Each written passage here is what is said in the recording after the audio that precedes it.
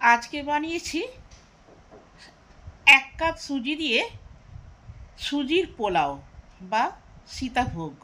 নমস্কার আমার প্রিয় বন্ধুরা, আশা করি আপনারা সকলে ভালো আছেন আর সুস্থ আছেন।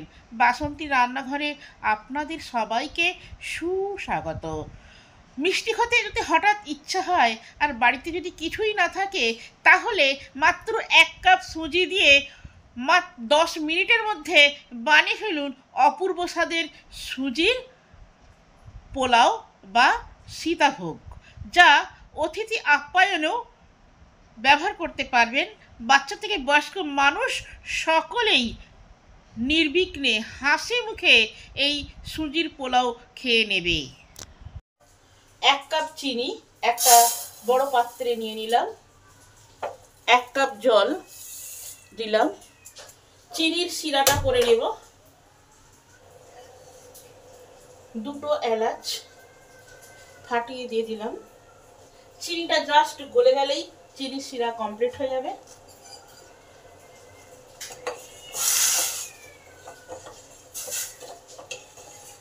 চিনিটা সম্পূর্ণরূপে গলে গেছে,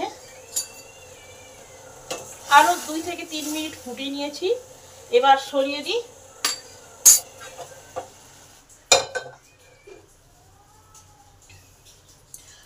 এক চামচ ঘি দিলাম, ঘিটা ভালো করে গরম করে নেব। ঘিটা গরম হলে মুঠো কিশমিশ আর 1 মুঠো কাজু আছে, সেইগুলো দিয়ে দিলাম। কাজু কিশমিশটাকে ভালো করে ভেজে নেব। একে খুব একটা বেশি ভাজবো না, হালকা করেই ভাজবো। কাজু কিশমিশটা ভাজা হয়ে গেছে। এবার 1 কাপ সুজি প্যানে দিয়ে দিলাম। মেজারমেন্ট হিসাবে একটা কাপ বা বাটি নেবেন, সেই বাটির মাপে রেসিপিটা বানাবেন, তাহলে রেসিপিটা পারফেক্ট হবে। এবার এই সুজিটাকে হালকা করে ভেজে নেব। সুজির যে একটা কাঁচা গন্ধ আছে সেটা যাতে চলে যায়। সুজিটা ভালো করে ভাজা হয়ে গেছে। এবার 1 কাপ সুজির জন্য 2 কাপ দুধ দেব। এবার কন্টিনিউ নেড়ে নেড়ে একটা স্মুথলি ডো করে নেব। কোনো লাম্পস যাতে না থাকে সেই দিকে লক্ষ্য রাখতে হবে।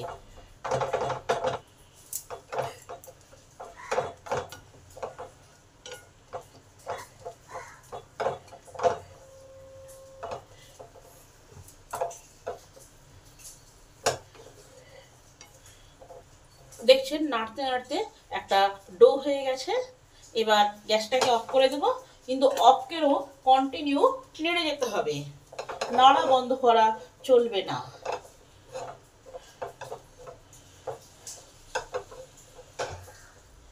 এবার 5 মিনিটের জন্য ঠান্ডা হতে দেব, কিন্তু একেবারে ঠান্ডা করা চলবে না।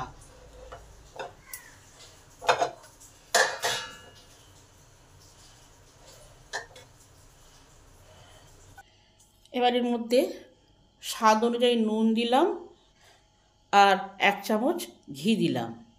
এবার এটাকে গরম অবস্থাতেই ভালো করে স্মুথলি করে থেসে নিতে হবে। যত ভালো থাসা হবে তত সীতাভোগটা বা সুজির পোলাওটা খেতে সুন্দর হবে। অফ ক্যামেরাতে আমি 5 টেবিল চামচ ময়দা যোগ করেছি, না হলে ভালো বাইন্ডিংটা হবে না। এটা আমার সুন্দরভাবে থাসা হয়ে গেছে। এবার আমি এটাকে 4টে ভাগ করব।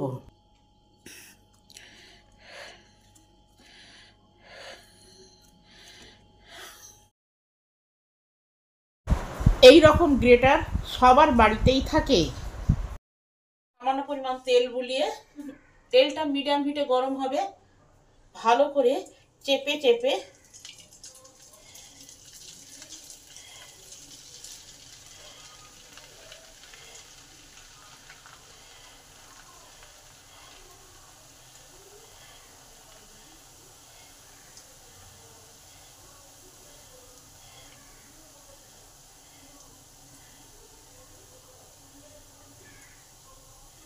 এইভাবে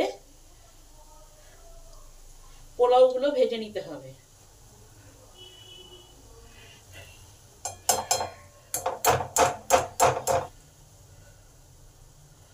পোলাওগুলোকে বেশি লাল লাল করা চলবে না।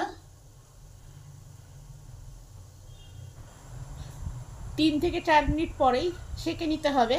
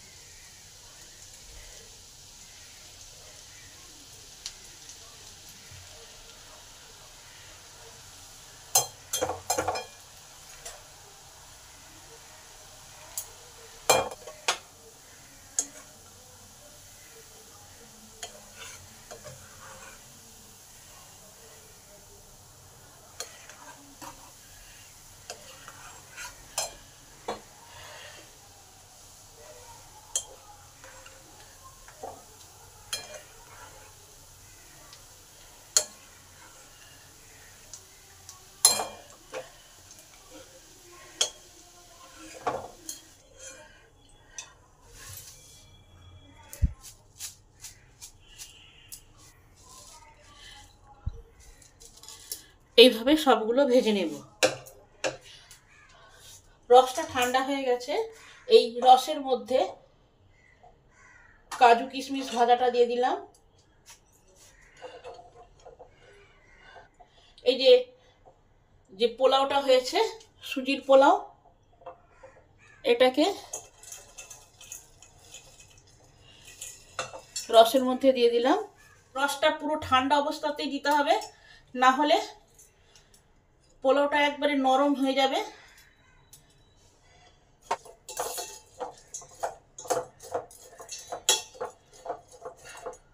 ভিজিয়ে 10 মিনিট চাপা দিয়ে রেখে দিলাম। 10 মিনিট পরে আসছি, কিরকম হয় দেখাচ্ছি। এখন 10 মিনিট চাপা থাক। এবার 10 মিনিট পর কত সুন্দর ফুলে গেছে। একে আর বেশিক্ষণ রাখবো না, এবার ছেঁকে ফেলি।